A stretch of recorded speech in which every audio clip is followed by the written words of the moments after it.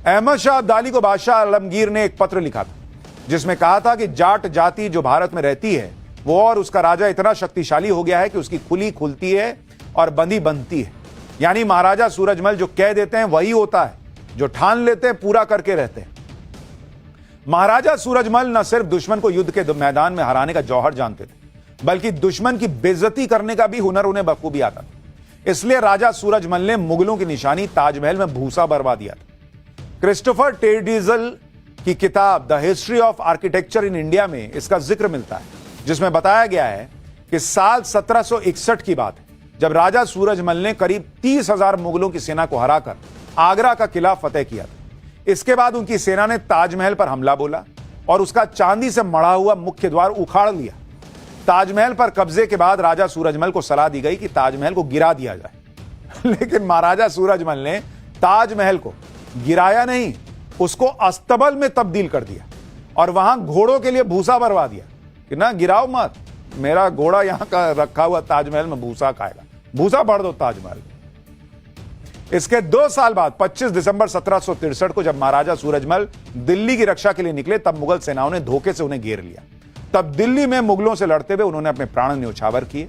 महाराजा सूरजमल की वीरता और शौर्य का मुगलों में इस कदर खौफ था कि उनकी मृत्यु के बाद भी मुगलों को यह विश्वास नहीं हुआ था कि सूरजमल मारे गए।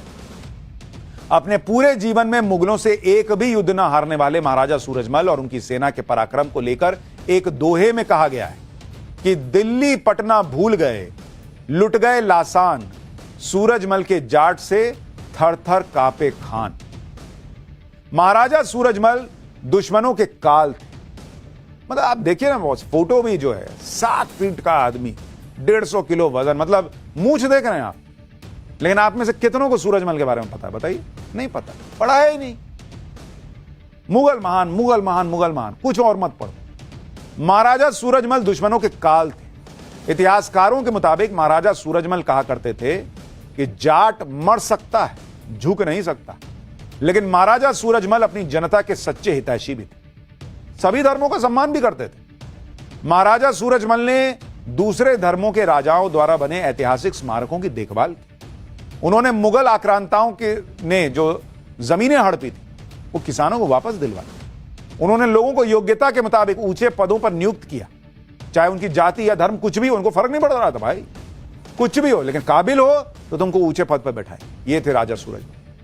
महाराजा सूरजमल की इसी कुशल प्रशासनिक क्षमता, दूरदर्शिता और कूटनीतिक ज्ञान की वजह से उनकी तुलना यूनानी दार्शनिक प्लेटो से की जाती है और महाराजा सूरजमल को जाटों का प्लेटो भी कहा जाता है। तो यह अपने आप में बड़ा ऐतिहासिक है कि किस तरह से इतिहास रहा। वो राजा जो मुगलों से कभी नहीं हारा, जिससे मुगल खौफ खाते थे, जिसने ताजमहल में भूसा भर दिया, उसके बारे में बताना जरूरी नहीं समझा। लेकिन हम तो बताते रहेंगे पाठशाला में, आपको पता ही, हम रुकने वाले थोड़ी है। ये भारत का गौरवशाली इतिहास है, आपको जानना चाहिए।